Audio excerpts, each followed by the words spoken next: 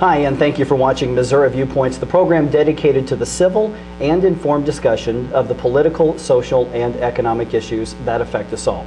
I'm Mike Ferguson, and we're not in Grandview this week once again. We're in Springfield at the library station. Well, my guest this week represents Missouri's 139th district in the House of Representatives. Shane Schoeller is a Republican, and the 139th is in Springfield and Northern Greene County. Representative Schoeller, thank you for being on the program. Thank you, Mike. I'm glad to be here today. Well, let's get right to the issues. The big issue, of course, right now is health care. Right. With the current session going on, Missouri Health Net has replaced Medicaid. The governor's Insure Missouri plan is stalled right now. What do you make of that plan, and which direction do you think the state should go as far as health care in this session? I think that we've kind of seen a slowdown of that because as you get legislative input, you have a variety of different ideas that are going to be out there. I like the idea of the plan, which is, you know, if we're going to be helping people with health care, let's try to privatize as much as possible. I think where I would maybe differ a little bit is that I don't know that it goes to the private market enough. But also, you know, the first phase of it is for a working parent, you know, that's between 85–100% of the federal poverty level, and they have, you know, children. You know, what I'd like to see is that if someone truly is uninsurable, they don't have insurance, let's just put a general plan out there where it's almost voucher driven, where they get so much money that's put in some type of account that they have a card with, that they can purchase their own insurance through the private market, and not where you have one or two big companies that have the capacity to be able to get, you know, the health care to one certain portion of the population. Okay, now let's talk taxes for Right. a few minutes. You're sponsoring some legislation, Bill 2112, that would, if enacted, replace the state income tax with a form of a sales tax. Right. Why do you want to do this, and what benefit would this have to the state? It's based upon the idea of the fair tax. And what I tell folks is that I'm open to the fair tax. I'm also open to the flat tax. I think in the state of Missouri, we have a huge issue with our taxation as it generally is now. We have so many taxation districts. People don't know where they're being taxed. You go to one town, the tax is different than another town. I think we really need to simplify our tax system. That's why I like the idea of Bill 2112. And I think that it would be helpful in businesses when they come to a state. They look at your tax plan. They look at, you know, how hard is it, how simple is it. I think some of those mid-level companies who don't have the capacity to be able to have the accountants to be able to encompass all of the new taxation laws of your state, they're probably driven away. I think the more simple your tax plan is, you get more people involved in being able to do business, and you also, as you know, with the fair tax, that is that everybody pays the tax. And I think that's a good concept. So it's an idea that I'm pleased to be able to sponsor. But the main thing we need to do is continue to lower the taxes. So this is not a business tax. This is for the individual, to replace the individual taxes. Right, and it's basically the state current form of taxation would be replaced with the fair tax, which is basically anytime you purchase any type of product, whether it's a service or a tangible good, you will get taxed a certain level for that, and then that's what then makes up the revenue for our state and replaces a lot of the different forms of taxes we have now. The critics of this plan, critics of the fair tax plan, say that going to a sales tax format is what they call a regressive tax because it hits the poor in a greater percentage than it does the middle class or the upper class. What's your response to that concern? There are obviously some folks who've looked at that, some amendments that would help people, you know, in that particular situation where maybe they don't have a whole lot of income. And I think there's some ideas out there that help those individuals. I'd be supportive of looking at that if it's truly going to put them at a real disadvantage. But at the same time, we all need to pay our fair share. If you're going to be getting something from a service, it's probably a good idea for you to be able to be given to that service.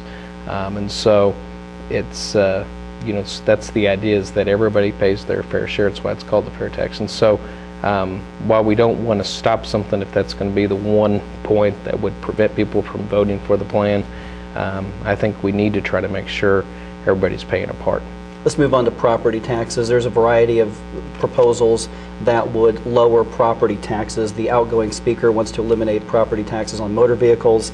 There's a plan that would roll back levies if assessments go too high. There's a plan to increase the circuit breaker income for senior citizens. How important is reviewing the property tax system to the state right now, and what is your preferred approach to handling the issue?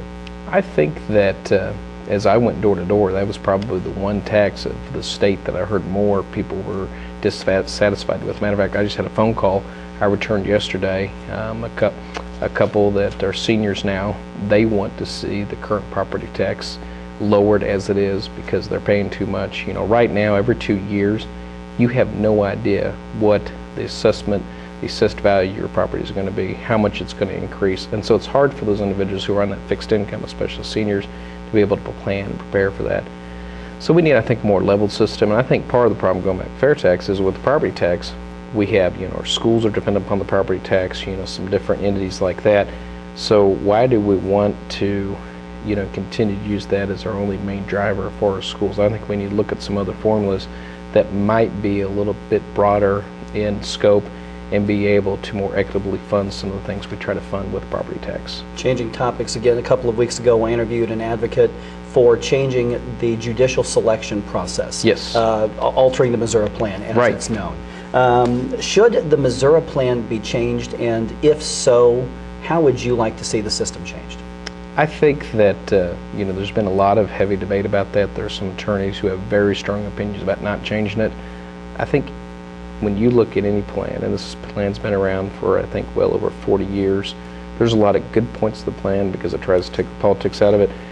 But it concerns me that when a governor is trying to make a selection to the state Supreme Court and gets a panel that he or she would not agree with, has no other options than those 3 individuals that they've been given to choose from. I think that needs to be changed, where if they don't like the current panel, then maybe they have a chance to be able to look at another panel. And I think it needs to be more open. I think we need to know what happens when that selection process goes forward, so a little bit more sunshine in the process would be helpful as well. There are a lot of proposals, including support from the governor, that would mandate 5% biofuel in all fuel that is sold in the state. Right. How do you feel about this plan, and what impact do you think that would have on your area here? I think we've got to be very careful. I've talked to farmers in my district. They're not real eager with the new biodiesel tax credit that's been proposed. I like the idea that we're trying to encourage new fuels, and potentially the idea is to make us less dependent upon foreign oil. But one of the things out there is cellulose ethanol. Currently we only give a tax credit to corn-based ethanol. Cellulose, you can take the whole plant matter itself and eventually it turns into ethanol through the breakdown process. And so I think we need to be willing to look at all the processes, and this goes back to what we were talking about earlier with taxes. We have a number of tax credits in our state, and I'm glad that we do. But sometimes the term is we're picking winners and losers, and so we need to be real careful that we're not putting other people that are in the agriculture committee at a disadvantage because they're not getting a tax credit like one of the other folks who's grown a different crop is. What are the issues you have a closer eye on in this session that directly affects people of the 139th district? We're looking at some legislation that will hopefully help if a child is in real danger, immediate danger, to help that particular child. Also, continue to look at legislation that would actually give voters of a school district the opportunity to be able to vote for school choice for their school district. And so I'd like to see that move forward as well. Representative Schoeller, thank you for being on Missouri Viewpoints, and thank you for watching. Be sure to tune in next week when we're going to have a candidate for Missouri Lieutenant Governor, Teddy Fleck, also from Springfield. We'll see you next week.